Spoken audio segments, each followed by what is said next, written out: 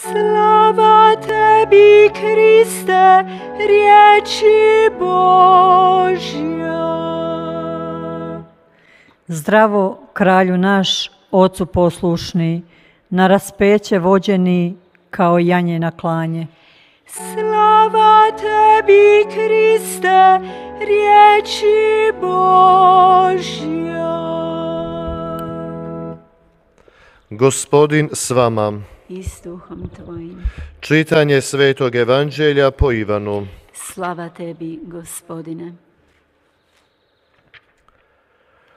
U ono vrijeme Isus sjedeći sa svojim učenicima za stolom, potresen u duhu posvjedoči: Zaista, zaista kažem vam, jedan će me od vas izdati.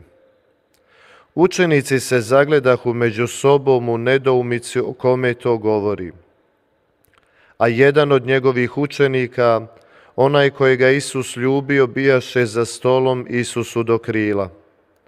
Šimun Petar dade mu znak i reče: Pitaj tko je taj o kome govorim. Ovaj se privine Isusu uz prsa i upita: Gospodine, tko je taj? Isus odgovori: Ona je kome ja dadnem umočen zalogaj. Tada umoči zalogaj, uze ga i dade Judi, Šimuna Iškariotskoga. Nakon zalogaja uđe unj Sotona. Na to mu Isus reče: Što činiš, učini brzo. Nijedan od sustolnika nije razumio zašto mu je to rekao. Budući da je Juda imao kesu, neki su mislili da mu je Isus rekao: Kupi što nam treba za blagdan, ili neka poda nešto siromasima. On dakle uzme zalogaj i odmah iziđe, a bijaše noć. Pošto Juda iziđe, reče Isus: Sada je proslavljen Sin čovječji i Bog se proslavio u njemu.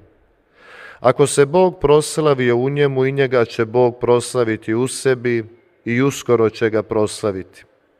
Dječice, još sam malo s vama. Tražit ćete me, ali kao što rekoh Židovima, kažem sada i vama: kamo ja odlazim, vi ne možete doći. Kaže mu Šimun Petar: Gospodine, kamo to odlaziš? Isus mu odgovori: Kamo ja odlazim, ti za sada ne možeš poći za mnom, no poći ćeš poslije. Na to će mu Petar: Gospodine, a zašto sada ne bih mogao poći za tobom? Život ću svoj položiti za tebe. Odgovori Isus: Život ćeš svoj položiti za mene. Zaista, zaista kažem ti, pijetao neće zapjevati dok me 3 put ne zatajiš. Riječ Gospodnja. Slava tebi, Kriste.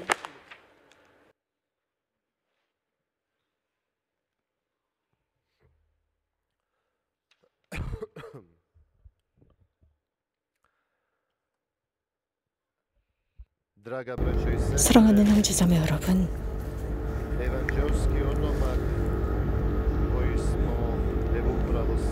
오늘 방금 들은 복음에서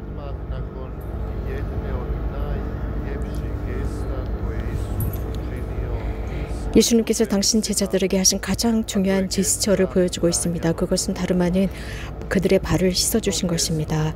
이 제스처, 행동으로 인해서 예수님께서는 당신 제자들로 하여금 당신께서 얼마나 사랑하시는지를 보여주셨습니다. 동시에 그들 또한 당신께서 하신 것처럼 이렇게 자신들의 사랑을 이웃들에게 드러내라는 모범이셨습니다. 예수님께서는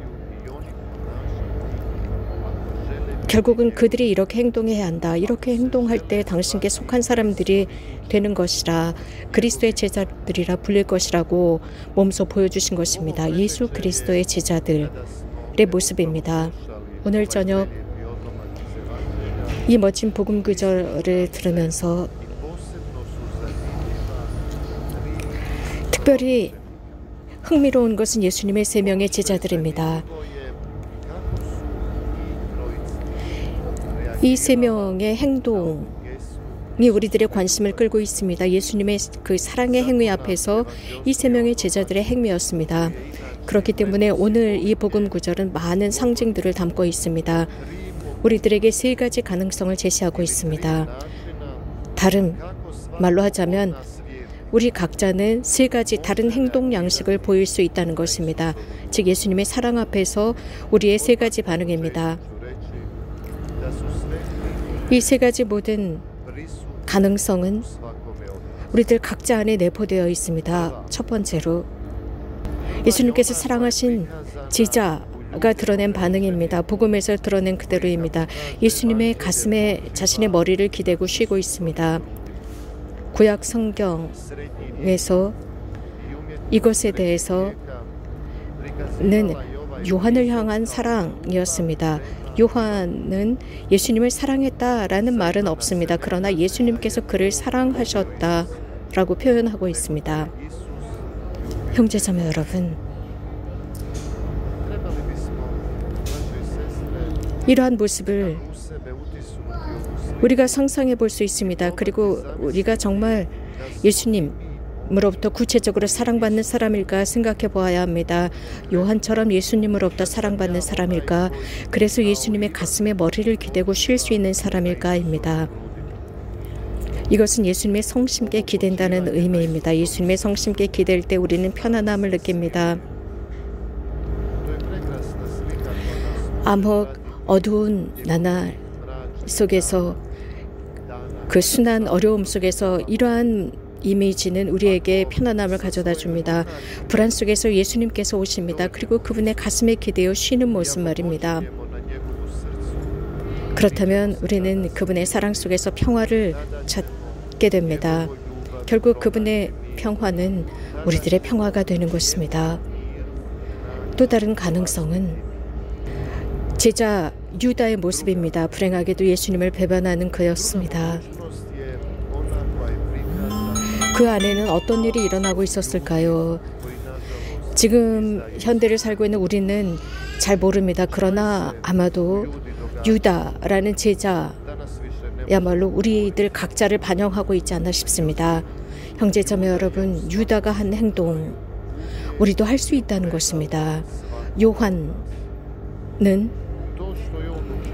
요한복음사가는 이 복음을 기록하면서 유다의 행동을 다음과 같이 기록하고 있습니다. 그는 빵 한 조각을 입에 넣자마자 한밤중에 그 자리를 나섭니다. 그의 생각이 어두워졌습니다. 부정적으로 변하고 그의 영혼은 암흑에 빠져버립니다. 그리고 그 암흑의 힘이 그를 지배해버립니다. 완전히 그를 사로잡았습니다. 바로 그날 밤이었습니다. 형제자매 여러분, 요한복음사가가 전하는 대로 절망적인 암흑이었습니다. 예수님을 버리고 그는 떠납니다. 암흑 속으로 떠나버렸습니다. 유다였습니다. 세 번째 가능성은 베드로라는 제자 속에서 보여지는 반응입니다. 그는 두려웠습니다. 자신의 삶이 두려웠습니다. 그래서 베드로는 3번에 걸쳐서 예수님을 부정합니다. 유다처럼 베드로도 예수님을 멀리했습니다. 물론 그는 처음에 예수님을 위해서 생명을 내놓겠다고 자신만만해했습니다. 그런데 거기에 하녀 한 명이 예수님의 제자 중에 한 사람이다라고 했을 때 그는 즉시 부정했습니다. 또 아주 단순한 질문, 즉 문지기의 질문과 그 하녀의 2번에 걸친 질문에 부정합니다. 그러나 그는 즉시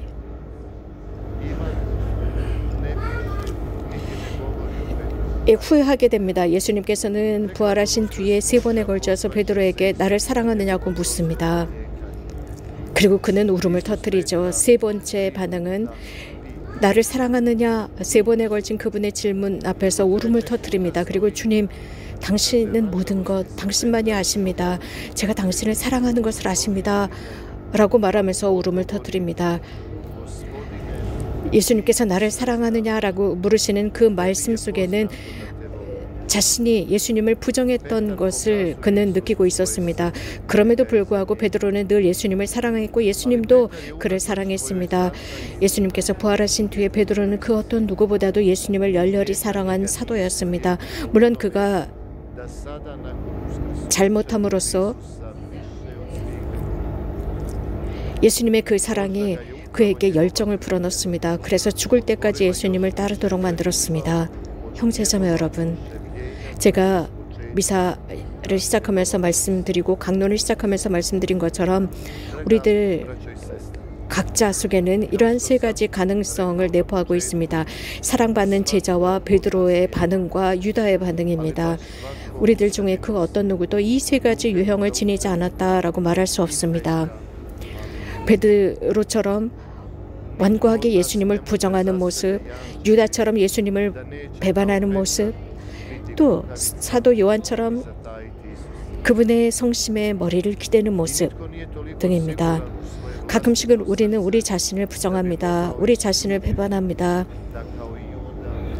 또 우리들의 확신조차도 배반하는 경우가 있습니다. 통상적으로 무엇인가 중요한 것처럼 여겨지는 것을 보았을 때 우리가 누군가에게 약속한 그것이 그 약속이 우리에게는 중요했지만 무언가 더 중요한 것을 보았다라고 생각할 때는 그것을 정말 하찮게 여깁니다. 형제자매 여러분, 유다 같은 행동을 버리도록 합시다. 베드로처럼 예수님을 부정하는 모습, 그런 부정성이 있다면 즉시 예수님의 사랑에 그것을 내놓읍시다. 그리고 의탁드립시다. 예수님의 사랑은 우리들의 부정이나 배반보다도 훨씬 무엇보다도 큽니다. 우리들의 잘못보다도 큰 것이 그분의 사랑입니다. 동시에 베드로나 유다 같은 반응 속에 남아있지 말아야 합니다. 오늘 복음이 우리들에게 전하는 것은 바로 예수님을 사랑하는 제자가 등장합니다.